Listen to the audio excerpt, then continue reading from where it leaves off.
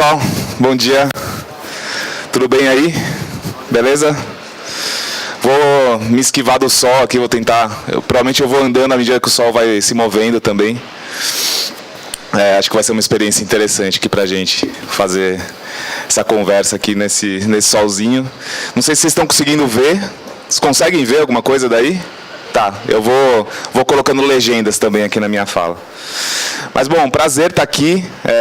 Eu acho que sempre que a gente participa desse tipo de evento, a gente é direcionado, assim, a gente é conectado por uma ânsia, por uma vontade de entender o que aconteceu com o mundo, o que está acontecendo e o que deve acontecer com o mundo daqui em diante. Acho que está cada vez mais difícil, né? A gente prever o que vai acontecer. Talvez boa parte do que a gente precisa para sermos melhores profissionais é uma curiosidade constante de buscar entender, né?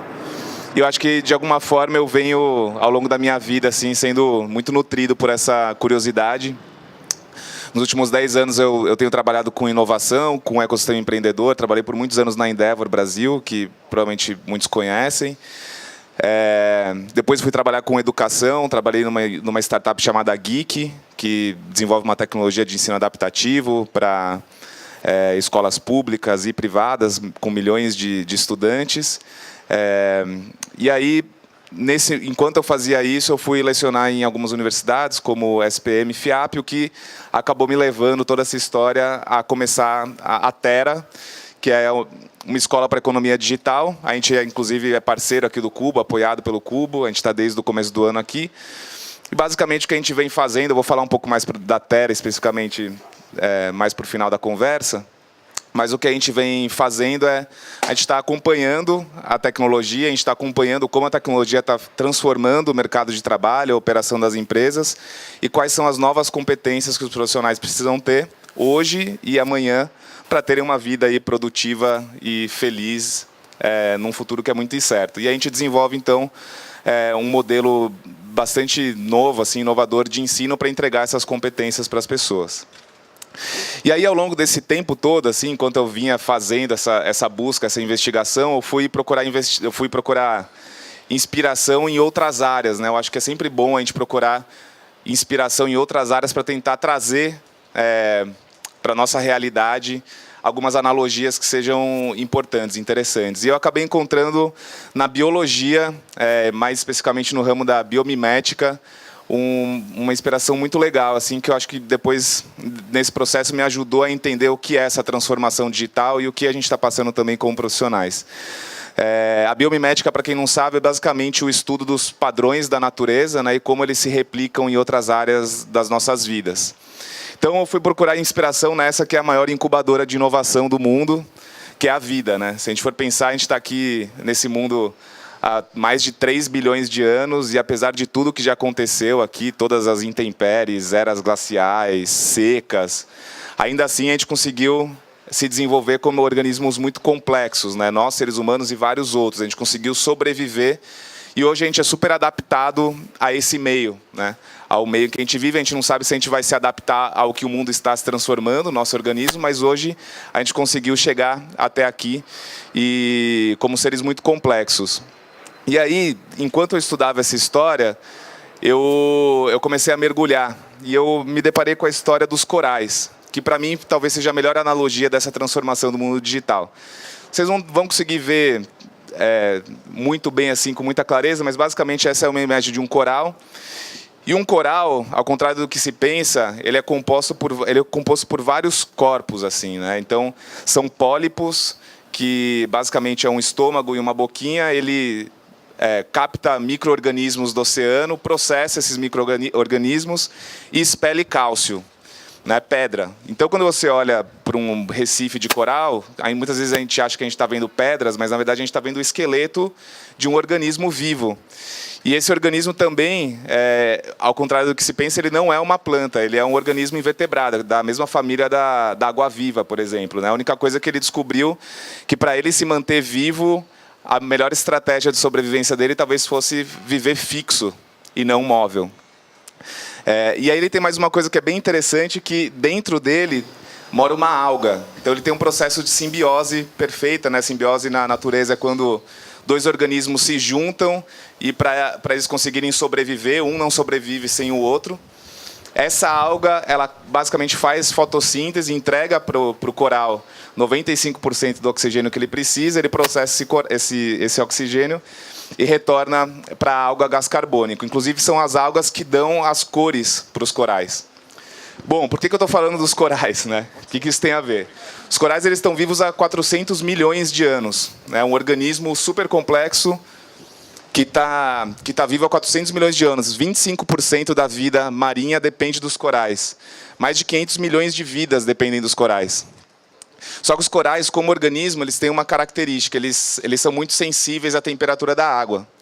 E ao longo dos últimos anos, principalmente dos últimos 40 anos, a temperatura da água vem subindo bastante. Então, para a gente, uma mudança de 2 graus centígrados na temperatura não afeta a nossa chance de sobrevivência. Mas para os corais afeta.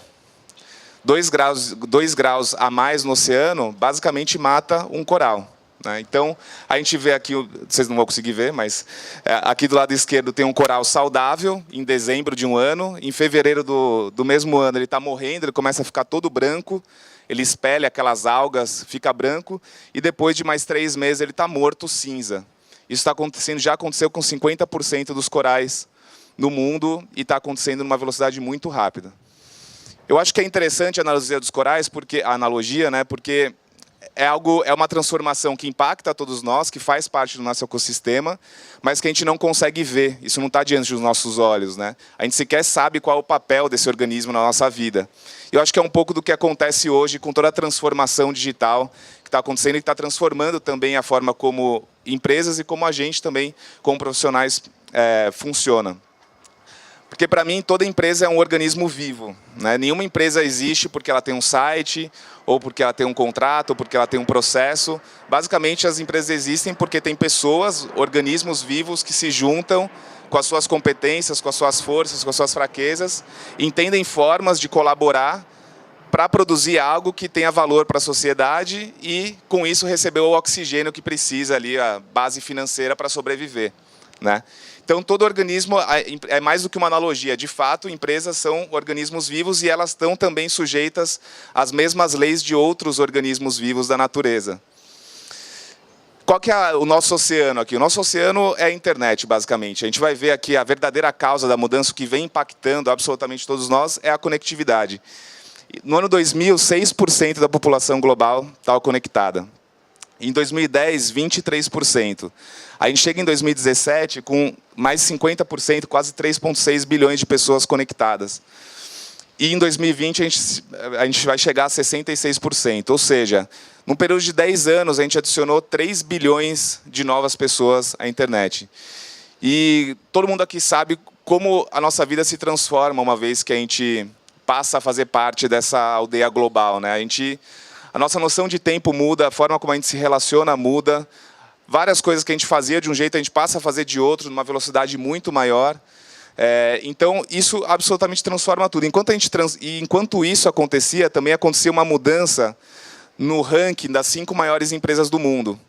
Então, em 2001, quando nós éramos poucos conectados, das 5 maiores empresas do mundo, 2 eram de energia, uma era um banco, uma era o varejo. Em 2007, quando a gente era 16% conectado, 3 empresas eram de óleo e gás. A Microsoft como empresa de tecnologia e o Citi como um banco. Em 2011, com 32% da população conectada, eram 3 empresas de óleo entre as 5 maiores do mundo. Só a Apple fazia parte estava entre as 5 maiores. Em 2007, a Apple lançou o iPhone, isso colocou ela, num período de 5 anos, entre as maiores empresas do mundo, e tinha mais um banco. E a gente chega em 2017 com 50% da população conectada e 5 empresas das maiores do mundo são empresas de tecnologia. Então, essencialmente, a leitura que eu faço é que a gente está, de fato, assim, abandonando o mundo industrial, cada vez mais o mundo do óleo, o mundo da infraestrutura, e a gente está, sim, valorizando um mundo que é o mundo de tecnologia. E essas empresas, elas, como organismos, elas se moldaram ao meio. Elas entenderam há 20 anos atrás que o meio ia mudar e elas construíram novos organismos mais aptos à sobrevivência nesse meio. Só para vocês terem uma ideia, aqui as 4 que eu considero as 4 empresas mais influentes da nossa vida, Google, Amazon, Facebook e Apple, elas juntas elas têm valor de mercado de 2,7 trilhões, 2,3 trilhões de dólares. É maior do que o PIB do Brasil, do que o PIB do Canadá, do que o PIB da Argentina, é maior do que o PIB da maioria dos países, assim, só não é maior do que o PIB dos Estados Unidos, da Inglaterra, França, China, Alemanha e Índia. Só 6 países, né? Olha o poder que essas empresas têm sobre nós, financeiramente, mas também em todos os aspectos da nossa vida, né? Elas, de fato, elas estão se tornando, talvez, o próprio meio, de certa forma, né? E, basicamente, para fazer isso, elas construíram um novo DNA, que tem 4 novos elementos desse organismo. Um elemento é a ideia de crescimento compartilhado. Então, basicamente, elas constroem ecossistemas que permitam que elas cresçam e que elas beneficiem também milhões de negócios. É o caso de todas elas. Todas elas elas se alimentam por dados. Então, elas têm informações sobre todos os aspectos das nossas vidas e elas usam essas informações para evoluir constantemente seus produtos. Tecnologia adaptativa, à medida que o mundo muda, elas também mudam, elas passam a entregar o seu valor de outra forma. E orientação a design. As maiores empresas do mundo hoje, elas são design-centric, né? Elas têm realmente o usuário no centro e até, como no caso da Apple, chega a patentear partes da experiência do usuário. Então, se isso está acontecendo com as empresas, o Peter Diamandis, que é um dos fundadores da Singularity University, aquela universidade que fica lá na NASA, ele fala, né? E é isso que a gente está vendo. Tem sistemas que estão colapsando, né? Tem grandes empresas que estão morrendo, e elas estão morrendo porque o meio inteiro está mudando. E à medida que o meio muda, também tem outros organismos, outras empresas que são mais preparados para sobreviver neles. E isso se aplica também, de alguma forma, a nós como profissionais, a nossa carreira, né? Se empresas são organismos vivos compostos de pessoas, então, naturalmente, nós também estamos sendo diretamente impactados por todas essas mudanças que a gente viu. E aí, na seleção natural, sobrevivem os mais aptos ao meio. A ideia básica da teoria de evolução. Entrando aqui na história de carreira, eu trago dois dados. Um dado é o da The Economist, que em 25 anos, 47% dos empregos terão desaparecido. E o outro é do Institute for the Future, que até 2030, 85% das profissões serão novas. Então, hoje, aqui em 2017, a gente olha para frente, a gente olha para um futuro que a gente vai ter menos emprego, 50% menos emprego, e os empregos que a gente tiver vão ser novos, a gente não sabe nem exatamente quais são ainda. É um super desafio para a gente, né? De fato, a gente está num momento muito desconfortável, assim, muito incômodo. E isso, obviamente, conversa com educação. Até hoje, a nossa ideia de educação, né, que é onde a gente, teoricamente, adquire as competências para poder sobreviver e ter uma vida produtiva e feliz, a maioria de nós tem uma ideia de educação que ela acontece em blocos, né? A gente passa pelo ensino fundamental, depois a gente vai para o ensino médio, ali mais 3 anos de ensino médio, depois a gente vai para a graduação, aquele bloco grande de 4 anos. Aí depois, eventualmente, a gente faz uma pós-graduação ou um mestrado, mais 2 anos. E aí, dali em diante, você deve estar com uns 35, por aí, entre 30 e 35 anos. E o que vier dali é manutenção, né? Teoricamente, você já colocou a sua carreira numa trilha e aí você vai fazendo manutenção. Esse modelo, hoje, ele já tem sérios problemas, né? Tem uma pesquisa da McKinsey que eles passaram em 64 países fazendo uma pesquisa sobre educação para a empregabilidade, o quanto que a educação está ajudando a empregabilidade. E eles fizeram várias perguntas, mas uma das perguntas foi uma afirmação, na verdade, eles perguntaram o quanto que empregadores, educadores e jovens concordavam com a seguinte afirmação: eu concordo que os recém-graduados, as pessoas que estão entrando no mercado de trabalho, elas estão aptas a desenvolver o seu trabalho. Os empregadores, 42% só concordam com essa afirmação. Os jovens, 45%, ou seja, 55% dos jovens está estudando, dos jovens eles estão estudando, não acreditando que aquilo está preparando eles de fato para ter uma vida produtiva no futuro. E os educadores, 72% concordam com essa afirmação. Acho que isso é bastante sintomático assim do problema que a gente tem, que é um problema sistêmico, né? Ele afeta a todos nós desde o nosso primeiro ciclo de educação e continua afetando a todos nós. Então a educação ela tem uma séria defasagem e clara assim. E aí entra a possibilidade, né, ou talvez a necessidade de a gente mudar o nosso mindset em relação a estudo, né? Então, quando a gente chegava ali no roteiro padrão com 35 anos, a gente acreditava que tinha cumprido, de alguma forma, ali o grosso da nossa educação, muito provavelmente a gente vai ter o período mais importante de educação vão ser os próximos 60 anos daqui em diante. A tecnologia mudando muito, todas as competências. E aí eu acredito que os próximos 60 anos eles vão ser tão importantes quanto ali os primeiros anos de ensino que a gente tem. Essa é a ideia do lifelong learning. É a ideia de que a gente vai mergulhar em ciclos cada vez mais contínuos de aprendizado, ciclos mais curtos, mais aderentes às necessidades que a gente tem dentro de um determinado momento, e com um retorno sobre investimento, ou aquele investimento de tempo e financeiro imediato, né? Então, ou seja, você adquire as competências que você precisa para usar dentro daquele contexto e daquele desafio em questão. E aí, essa ideia de lifelong learning ela é embasada em algumas macro tendências, algumas competências que depois acabam se tornando as profissões que a gente tem hoje. Essas macro tendências elas vêm de um estudo do Institute for the Future que mapeou quais eram as competências mais importantes para os profissionais a partir de 2020. E aí ele traz algumas tendências e algumas competências. São 7 macro tendências, eu vou trazer aqui 4 que eu acho as mais interessantes e depois eu vou passar pelas competências. A primeira macro tendência é essa ideia de extrema longevidade. A medicina está avançando, a gente viu o avanço, né, a expectativa de vida no mundo inteiro, principalmente nos países já mais desenvolvidos, ela aumentou drasticamente nos últimos anos, vai continuar aumentando, e a gente tem boas chances de todos nós aqui vivermos até os 100 anos com alguma capacidade produtiva, com saúde, né? Tem algumas outras linhas, aí você vai procurar na Singularity University, tem gente que acha que a gente vai viver 200, 300 anos. Mas, enfim, acho que o mais seguro é dizer que provavelmente a gente vai viver até uns 100 anos muito bem, assim. E aí isso altera absolutamente a natureza do trabalho e a natureza do aprendizado, né? Se antes a gente se aposentava com 65 anos, porque a gente tinha uma expectativa de vida menor também, né? Então a gente se aposentava basicamente para começar a ganhar dinheiro do Estado, porque a gente contribuiu por muito tempo, afinal de contas, e a gente poderia viver ali mais 5 ou 10 anos para morrer sem ter que trabalhar. Esse paradigma muda, e com isso também muda a natureza do trabalho e muda a natureza do aprendizado. Então essa é uma primeira macro tendência associada à ideia de lifelong learning. A segunda é a ideia de ascensão de máquinas e sistemas inteligentes. Que a gente já vê isso hoje, né? Provavelmente ninguém aqui trabalha sem ter uma parte, pelo menos, do seu ofício, do que você faz no dia a dia, que não tem a tecnologia, né? A gente já usa isso, a gente já usa sistemas para, de alguma forma, ajudar a gente a fazer melhor aquilo que a gente precisa fazer. Quando a gente olha para frente, provavelmente isso vai acontecer de uma forma muito mais...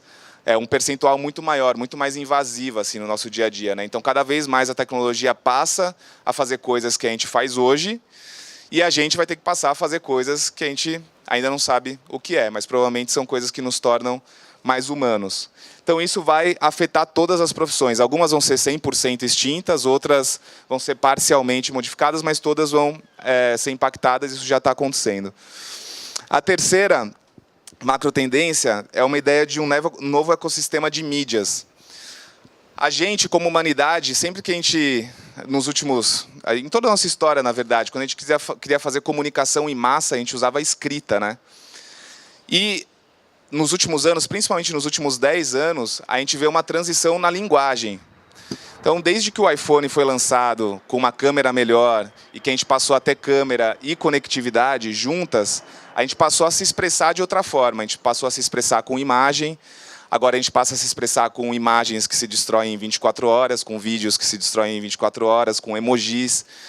A linguagem, a forma como a gente se comunica está mudando porque os meios estão mudando também. Eu acho isso muito interessante e essa é uma macro tendência que deve acontecer também com as tecnologias que estão despontando aí para o futuro. E a última ideia é essa ideia de mundo hiperconectado, né? A gente já viu que até 2020 vão ser 66% da população conectada, muito provavelmente até 2030, 100% da população conectada, e a gente é um novo paradigma, né? O sonho lá de uma grande aldeia global, ela tá se tornando realidade. Isso também muda totalmente a expectativa que se tem sobre nós como profissionais, a nossa capacidade de adaptar, de responder rápido, de trabalhar colaborativamente, usando todo esse potencial de conexão. Então, são essas 4 as grandes macro tendências que eu acho que são talvez as mais interessantes. E aí, junto disso, tem algumas competências, são competências que não são relacionadas a um ofício, né, a uma profissão. São competências que praticamente todo profissional deve ter, precisa ter, daqui em diante. A primeira é a ideia de transdisciplinaridade. Nenhum problema que a gente tem, a gente vai conseguir, no mundo hoje, são cada vez problemas mais complexos e mais sistêmicos, né? Tem várias pontas ligadas dentro desse problema, a gente vai conseguir resolver com uma especialidade, né? Cada vez mais a gente precisa da intersecção da biologia com a inteligência artificial, a gente precisa da saúde com a tecnologia, a gente precisa da antropologia dentro de empresas de tecnologia. Esses cruzamentos, eles vão ser cada vez mais parte do nosso processo de construir, de encontrar soluções efetivas que possam resolver os problemas mais sérios da humanidade. A segunda competência é a ideia de gestão de carga cognitiva. Nós, como seres humanos, a gente tem uma carga cognitiva muito baixa. Nosso cérebro consegue assimilar só um volume específico de quantidade de decisões, de quantidade de informações para processar. E o que está acontecendo é que a gente está recebendo uma enxurrada de informações por todos os canais, a toda hora. Então, não é à toa que a gente termina o dia estafado, né, com a cabeça pulsando, assim. E muitas vezes, ao longo do dia, a gente tem uma sensação meio de torpor, assim, que a gente não consegue tomar uma decisão com muita clareza, né?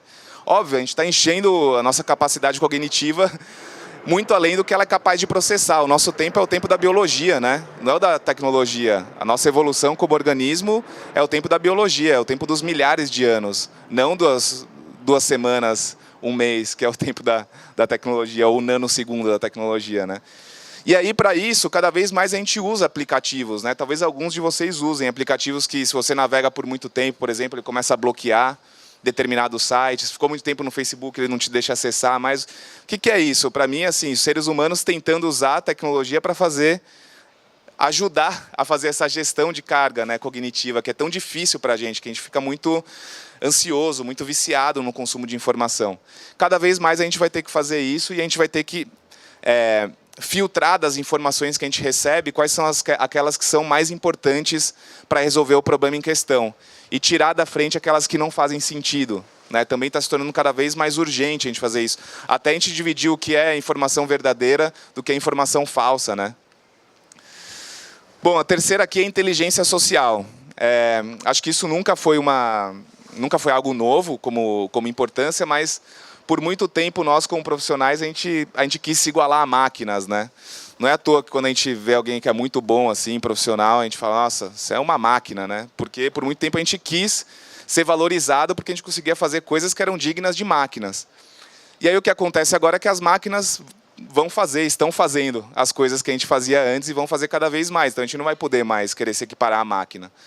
O que vai colocar um sobrepeso, talvez, nas nossas características mais humanas. A inteligência social, a capacidade de ter empatia, capacidade de se comunicar com clareza, capacidade de entrar dentro de um grupo e conseguir ler as características das pessoas e usar as palavras certas para se comunicar com elas. Enfim, todo um conjunto de habilidades sociais que, de novo, não sempre foram importantes, mas talvez serão muito mais importantes daqui em diante. A quarta, a proficiência em novas mídias. Então, a gente precisa, queiramos ou não, entender que os meios mudaram e que a gente precisa encontrar uma nova forma de linguagem. A forma de linguagem não é uma forma de linguagem dos millennials, não são os millennials que estão fazendo conteúdos que se destroem em 24 horas e vários outros formatos, que estão usando emoji. São pessoas, são seres humanos de uma nova geração, mas que tem um volume bastante significativo como parte da humanidade.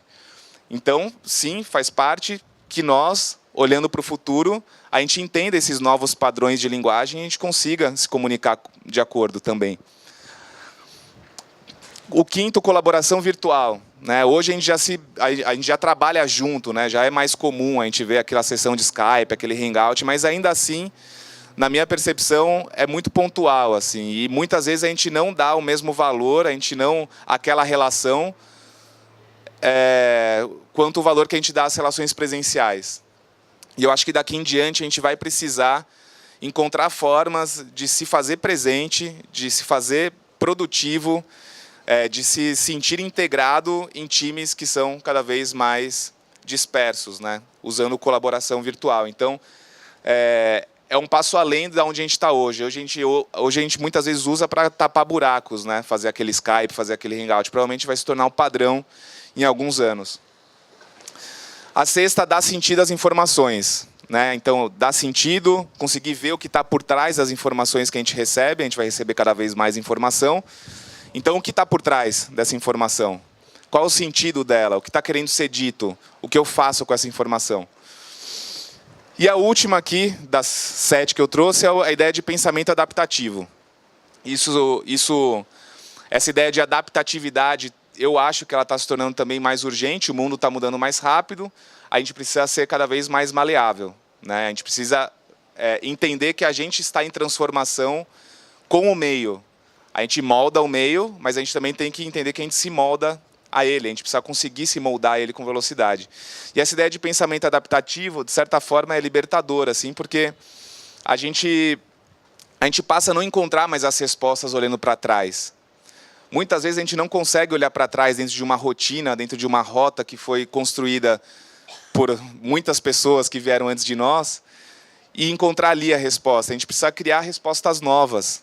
A gente precisa entender o contexto, a gente precisa entender as pessoas, a tecnologia, o problema em questão e criar coisas novas. O passado ele traz uma base de conhecimento, mas provavelmente as respostas não estão ali.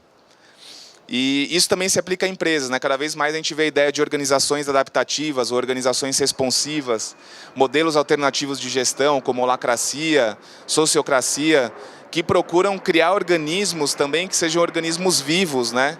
Que possam se moldar à medida que o mundo muda. Hoje, as nossas estruturas como organizações, elas são fixas, elas são rígidas, elas impedem a movimentação, né? Todo mundo sabe, quem trabalha em empresa maior aqui, sabe o quão é difícil trazer mudanças, né? E todo mundo também, assim, é meio resignado, assim, de certa forma, né? Não, aqui é muito difícil, demora muito para mudar. Mas isso é uma questão de sobrevivência, né? E se tem um modelo de gestão que está impedindo que isso possa acontecer, que a adaptabilidade aconteça, então é um problema que tem que ser resolvido, né, no modelo organizacional. Bom, então essas são as competências, de novo, eu não falei de profissões, eu vou começar a falar agora só de profissões, mas se a gente está falando de carreiras produtivas para um futuro incerto, a gente tem essa base aí de macro tendências e a gente tem algumas competências que são transversais também. E aí a gente entra nas profissões. Basicamente, é a ideia que já existe hoje, que deve continuar, a ideia de profissões híbridas. Todas as profissões vão ter algum elemento, algum casamento de um entendimento de negócios, de uma visão sistêmica, estratégica, com tecnologia. É isso que se chama de profissão híbrida. Nos Estados Unidos, essas profissões, né, essas vagas cresceram 56% nos últimos 5 anos. Quase 300 mil empregos gerados. Geralmente é aqui que está aquele... Quando a gente fala, nossa, tem um monte de vaga aberta que a gente não consegue fechar, está aqui, está nas profissões híbridas. Né? São cientistas de dados, são UX, UI designer, desenvolvedores mobile, desenvolvedores web, product managers, growth marketers. Né? Então, a gente já vê um profissional de marketing, que é um profissional com uma visão também mais sistêmica, focando em aquisição de usuários, retenção de usuários, receita, gerente de produtos digitais. A gente sempre teve gerente de produto, mas as competências de um gerente para fazer gestão de um produto digital são totalmente novas. Designer de experiência. Quem diria, né, há 15 anos, há 20 anos atrás, que a gente teria uma profissão chamada designer de experiências. Então, acho que a gente já está vendo as transformações. E aí eu coloquei aqui embaixo algumas das profissões que a gente pode tentar fazer cruzamentos, ligar os pontos e entender se elas vão acontecer ou não. Mas eu acho que, por exemplo, a gente vai ter designers de interface de voz. Né? Então, as interfaces de voz elas já são uma realidade, cada vez mais elas vão acontecer. E até hoje os designers eles costumam trabalhar com elementos físicos, né, tangíveis. plataformas. E eu acho que cada vez mais a gente vai ter que construir produtos que não tenham necessariamente essa interface, né? Então, a interface de voz está crescendo.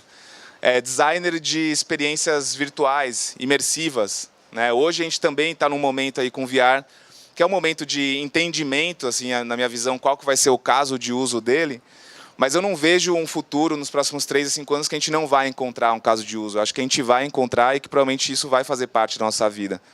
Então, também a gente precisa de pessoas para desenvolver soluções, né, designers, para desenvolver soluções dentro de um outro ambiente. A gente perde a moldura, né? A gente passa a ter o mundo inteiro como moldura. Então, é algo muito novo, assim, muito interessante. E aí, falar agora rapidinho, assim, eu acho que sobre a Terra, mas eu acho que sobre vários modelos de ensino que, de alguma forma, eles tentam fechar essas competências, né, entregar as competências que os profissionais precisam dentro de um modelo de lifelong learning, né, de educação continuada. Aqui vocês não estão vendo também, mas vale super a pena ler uma matéria da The Economist, a capa da The Economist desse ano, falando sobre lifelong learning e como a automação está impactando já os nossos trabalhos. E aí, lá na Terra, a gente trabalha com um modelo que é o modelo de bootcamp, que surgiu lá nos Estados Unidos, não sei se foi nos Estados Unidos como educação, ele vem da área militar, né, mas nos Estados Unidos ele ganhou muita força nos últimos 6 a 7 anos, que basicamente é um modelo mais imersivo, de 8 a 12 semanas, então ele também é mais curto. Ele não é um curso livre, assim, né, que talvez muitas vezes ele fica na superficialidade, você não consegue realmente adquirir uma nova competência. Ele não é longo o bastante para você se desmotivar e querer sair no meio, ou você não ter de alguma forma a chama ali da curiosidade acesa. Então ele é bem curtinho, bem denso. Ao longo desse processo, você mergulha em projetos, desenvolvimento de projetos reais, a gente vai falar um pouquinho mais sobre isso. E ele tem, assim, como no mundo inteiro, ele tem como premissa a ideia de um retorno sobre investimento mais rápido para o profissional, né? Então, se hoje a gente tem um modelo que, falando principalmente nessa educação pós-graduação, né, que é um modelo, se você for fazer uma pós-graduação, aí a categoria vai levar 1 ano e meio, 2 anos, gastar 40 mil reais, 35, 40 mil reais. O que esse modelo aqui de bootcamps se propõe é entregar esse mesmo valor em muito menos tempo e com muito menos investimento financeiro. Para que você possa passar por ele, e aí depois, se você tiver necessidade, você vai para o mercado, volta, passa por uma outra imersão, volta para o mercado e assim por diante. Você pode ficar fazendo isso ao longo da sua vida inteira, né? Dificilmente nós faríamos 10 pós-graduações ou 10 mestrados, mas provavelmente você pode fazer 10 bootcamps de 8 a 12 semanas e, assim, procurar se manter atualizado e com as competências para o mundo de hoje. Lá na Terra, a gente usa... Eu vou trazer aqui só algumas coisas mais aí do nosso modelinho mesmo, do nosso modelo de ensino. A gente usa um modelo que é de sala de aula invertida, que é muito comum lá nos Estados Unidos. Aqui no Brasil, culturalmente, não existe tanto, né, mas... todas as aulas, os alunos chegam já com uma base de conhecimento construído e a gente usa o momento do encontro para que haja troca, para que haja trabalho em grupo, para que haja até discussões e o trabalho de alguns daqueles elementos ali das competências, né? Colaboração, inteligência social, tudo isso faz parte de alguma forma do processo, mas todo mundo já chega com uma base de conhecimento interessante e nivelada. A segunda ideia é que 100% da experiência é direcionada pelo fazer, né? Então é o learn by doing mesmo. Em alguns cursos, como de UX Design, os alunos trabalham em projetos reais, de startups reais, desde o começo, então é como se fosse um modelo escola-agência. E é muito legal aqui porque a gente consegue trazer o elemento da transdisciplinaridade, né? Então, hoje a gente tem alunos que estão fazendo o curso esse bootcamp de UX Design e estão trabalhando com uma startup que é residente lá no Google Campus, a Pluvion, que eles espalharam pluviômetros, né, pela cidade para medir captação de água de chuva. E eles estão tentando entender como isso pode se tornar algo de valor e para quem. Né? Olha só. Então, hoje a gente já tem informações sobre índice pluviométrico na cidade inteira, captada por esses aparelhos.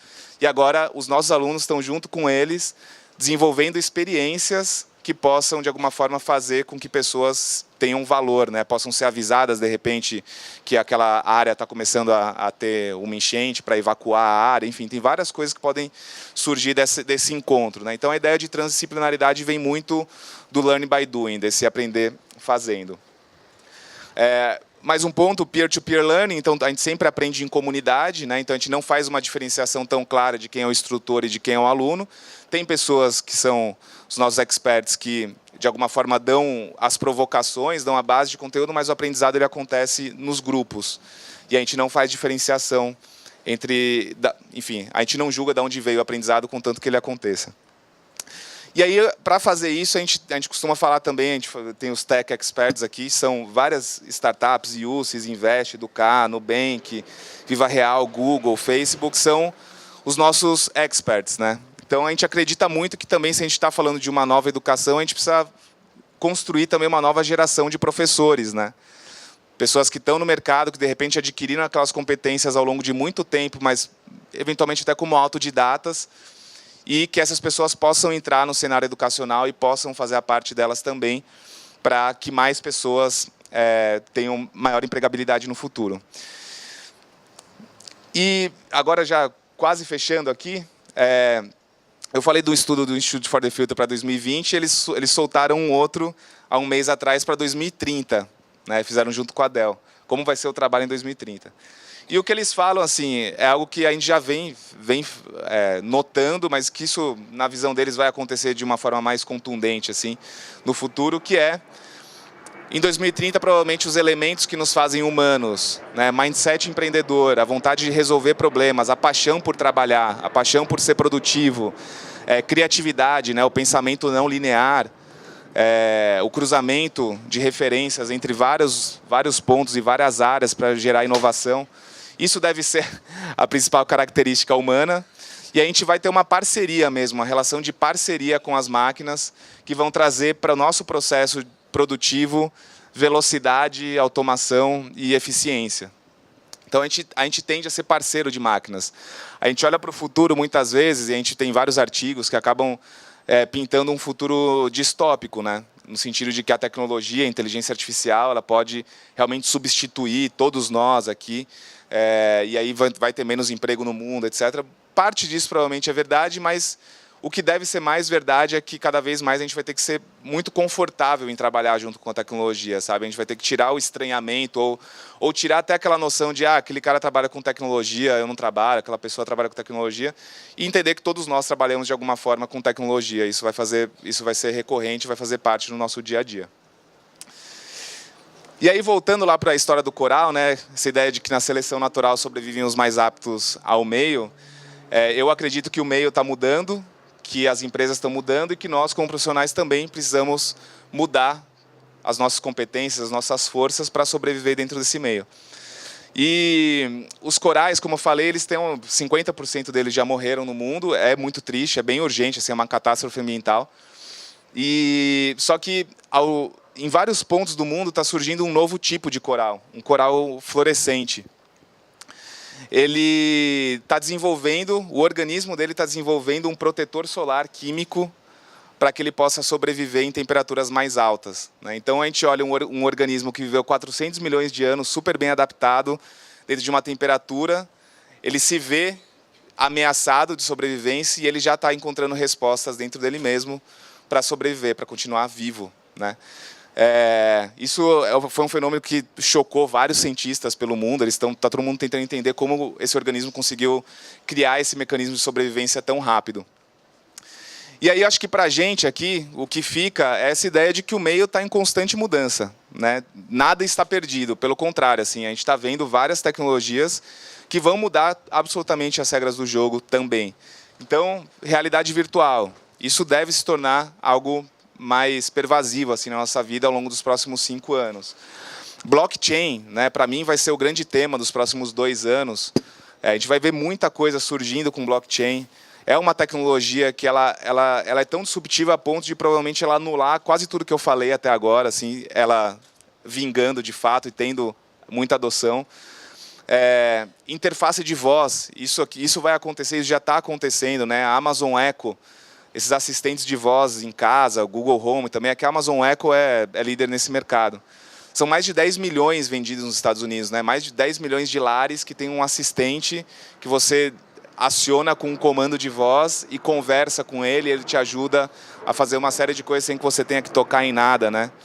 Então isso já é uma realidade, o meio está mudando, né? E para a gente aqui, se a gente está falando de ter uma vida prazerosa, feliz, produtiva, em profissões que a gente não sabe ainda quais são, provavelmente o que a gente precisa é só entender que a gente vai sempre ter que aprender, a gente vai ter que ter um desapego muito grande daquilo que a gente aprendeu, ou seja, a gente tem que desaprender um monte de coisa, a gente vai ter que ter curiosidade e motivação para reaprender, né, entender que a gente vai ser sempre aprendiz e isso por toda a vida. Bom, é isso. Acho que a gente tem um tempo, talvez a gente possa agora conversar. Não sei, produção, se é isso, mas obrigado de qualquer forma por me ouvirem e por aguentarem também esse sol aqui. Obrigado.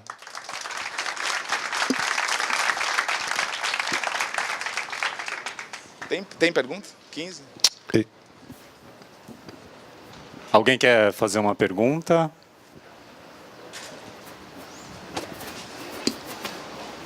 Só se identificar. Tá bom. Bom, parabéns pela palestra, muito bacana aí a sua visão.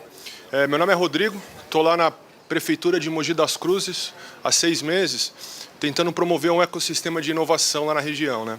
Então a gente está olhando para o ambiente regulatório e a gente também está fazendo uma aproximação muito boa com as universidades que tem lá, para tentar trazer esse pessoal que está saindo das universidades, pensar em modelo tanto de startup quanto olhar para essa questão de inovação. Cara, e a distância, assim, a distância que está acontecendo lá para a realidade é muito grande, né? Como é que vocês hoje estão pensando nisso? Se é que está no programa da Terra se interagir com a universidade, o que vocês enxergam? O que a faculdade, as universidades têm que fazer para tentar virar o barco para essa linha e se isso está no programa de vocês, né? Então, hoje a gente não tem nenhum programa específico de parceria com universidades, a gente ainda é super pequeno, né? Esse ano a gente vai formar 350 alunos aqui em São Paulo. E eu acho que assim, as universidades elas têm, assim como várias outras... Universidade nada mais é do que uma grande empresa, certo? E como toda grande empresa, ela tem vários legados. Então, as universidades hoje, talvez a possibilidade que nós temos, por a gente não ter um legado, um passivo que a gente tenha que ficar, de alguma forma, sustentando, é a fragmentação, a desconstrução de um modelo vinculado ao MEC, né? Então, talvez essa seja uma das coisas. Assim, eu acredito muito que a vinculação com o MEC e as imposições de carga horária, né, que a gente tem para cursos, pós-graduação, graduação, a rigidez dos currículos, né, e a forma como eles têm que ser submetidos ao MEC, eu acredito que eles não condizem com a velocidade que o mundo está mudando, que as profissões estão mudando e que instituições de ensino precisam responder, sabe? Então, acho que o que eu diria assim é que as universidades provavelmente elas têm uma dificuldade maior em mudar, porque elas estão muito vinculadas ao modelo associado ao MEC, nas categorias que são as categorias ali do roteiro padrão, né? Mas que eu já vejo alguns movimentos aqui em São Paulo. Acho que a faculdade que eu mais admiro aqui em São Paulo é a FIAP, e eu acho que eles estão num movimento também de começar a entender que a vinculação ao MEC, para algumas coisas talvez ela já não faça mais sentido, e principalmente os empregadores talvez eles já não vejam mais, muitos empregadores já não veem mais qual foi a faculdade que você passou, qual é o diploma que você tem, né? Então também tem para surgir aí, dentro desse sistema tem para surgir um novo modelo de credenciamento, um novo modelo de assessment, de empregadores conseguirem entender o que a pessoa é capaz de fazer e não por onde ela estudou, porque o nosso caminho de estudo está cada vez mais fragmentado, né? Então, enfim, é isso aí.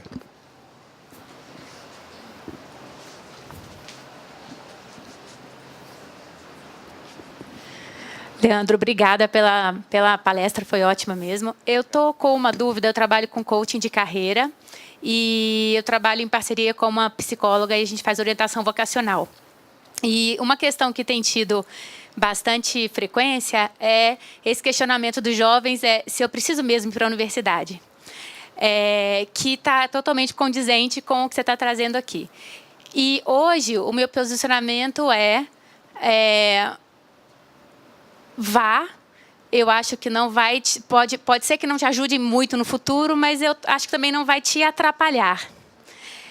Na dúvida, hoje vai, mais para frente você vê o que acontece. Esse é o meu posicionamento hoje, mas agora eu fiquei questionando um pouco, te ouvindo aqui. Qual que é o seu posicionamento se um jovem chega para você e fala, vou ou não vou para a universidade hoje? Então, essa pergunta ela é bem difícil, né? Porque hoje no Brasil a diferença entre quem tem universidade, né? Quem tem o diploma da graduação para quem não tem em termos salarial, ela ainda é muito grande.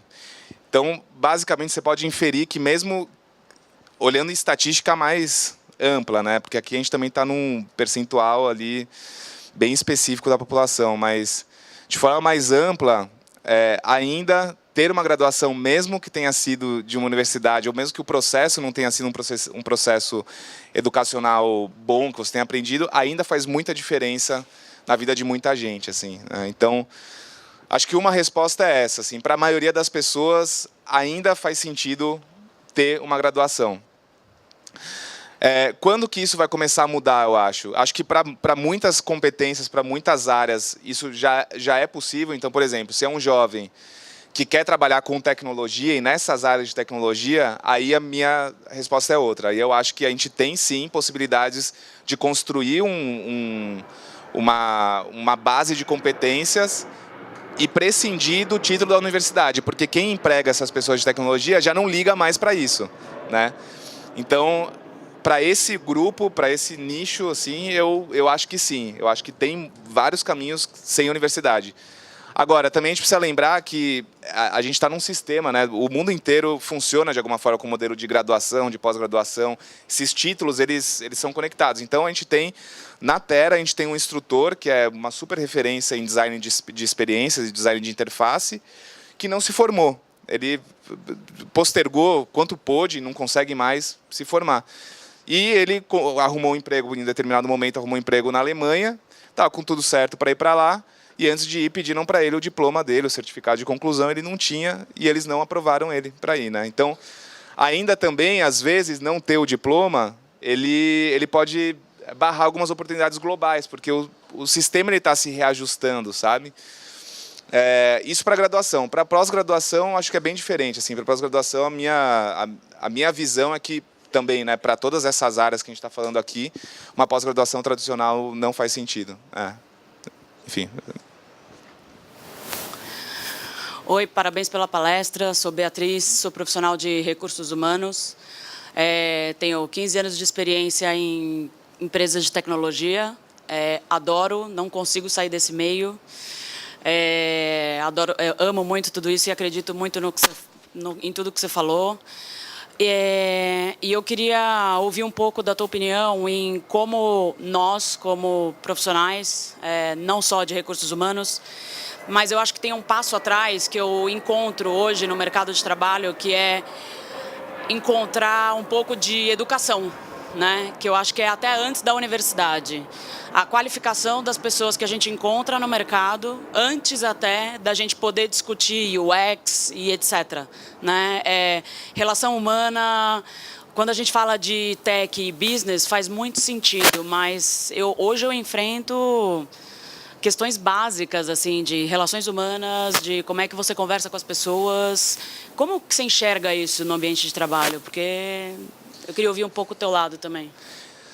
Então, assim, educação para todo lugar que você olha, ela tem coisa errada, basicamente, né? Então, obviamente, quando a gente chega numa fase de entrar no mercado de trabalho, muito provavelmente a gente foi impactado por todos os problemas dos ciclos anteriores, né? Hoje, aqui a Terra, a gente está olhando um momento específico, um corte específico depois da universidade, né? Talvez até depois da graduação. Agora, eu trabalhei na Geek, que trabalha com educação básica, né? E é alarmante assim a situação, né? O sistema de ensino todo está muito atrasado. Não é a graduação, a universidade, é absolutamente todo o sistema de ensino. Então, quando a gente fala de mindset empreendedor, de inteligência social, de transdisciplinaridade, né? Que escolas de ensino médio, de ensino básico trabalham esses elementos e dão valor a eles, né? basicamente, as escolas, como elas foram construídas a partir do modelo industrial, elas ficaram viciadas em medir o que é possível medir, né?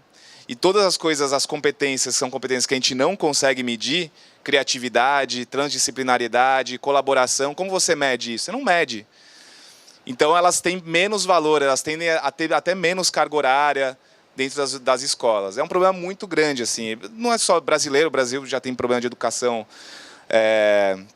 secular, né? Mas assim, é muito urgente assim, a reforma completa da educação, sabe? E para mim é uma incógnita como a gente vai conseguir fazer isso na escala que é necessária, sabe? Para todos os níveis também. A gente tem na graduação, nas universidades, a gente tem a Croton, a maior empresa de educação do mundo, né? Milhões de estudantes, que também, assim, não fazendo uma crítica ao negócio deles, ainda assim eles têm uma dificuldade muito grande em se adaptar a essas competências também, né? Então é tudo um sistema, assim, é uma indústria que ela precisa passar por uma transformação muito grande, e a dúvida é como fazer isso com escala, né? A gente ainda não sabe, ninguém descobriu como fazer isso com escala ainda. E, enfim, vamos ver se nos próximos 10 anos a gente descobre. Não está funcionando. Espaço para a última pergunta aqui, tá? Oi, meu nome é Karen, eu trabalho há algum tempo em área comercial. E eu vejo hoje duas escolas. O pessoal mais antigo, que não está tão ligado à tecnologia ou está se adaptando agora, com uma relação humana com o cliente muito mais pessoal. Né? Então, você vê isso em troca de e-mails, sempre coisas bem mais pessoais. Em compensação, uma outra escola de pessoas que estão vindo hoje, muito mais ligados à tecnologia, com fórmulas. Então, um e-mail tem que ter X linhas, tantos caracteres, tem que ser o mais impessoal possível, uma ligação tem que ter tantos minutos, você só pode falar isso, não pode falar aquilo. Qual é a sua visão sobre essa distância, esse distanciamento que as pessoas estão tendo da relação humana, o pessoal mesmo? Então, assim, falando na área de marketing e vendas, especialmente, eu acho que talvez seja a área que esteja mais, de fato, havendo essa integração humano, não a mais, mas uma que acontece muito essa integração humano-máquina, né, humano-tecnologia. Então, eu acho que as principais táticas que estão sendo usadas hoje, elas visam tentar encontrar um modelo de personalização da comunicação em massa, né? Então, como você consegue fazer toda a sua estratégia ali, definir exatamente quem é a pessoa, quais são as pessoas que você vai trabalhar, e construir isso de uma forma que seja mais massiva, em que quem recebe entende ou acha que está sendo comunicado diretamente com ele, mas, na verdade, quem está ali na ponta de construir essas estratégias está fazendo isso de forma massiva. Eu não sei, eu acho que isso tende a acontecer cada vez mais, mas, como eu coloquei ali, eu acho que é uma integração. Eu acho que quem vem de... Você colocou um mindset mais antigos, né? Mas talvez seja porque o modelo de vendas anterior ele não tinha dessas possibilidades, né? de conexão e da tecnologia. Eu acho que precisa, sim, entender quais são as táticas, quais são as ferramentas, quais são os softwares que estão sendo usados para fazer toda a base de prospecção e de conexão com clientes. E eu acho que quem surge nessa era, né, com um olhar de vendas, mas muito pautado em tecnologia,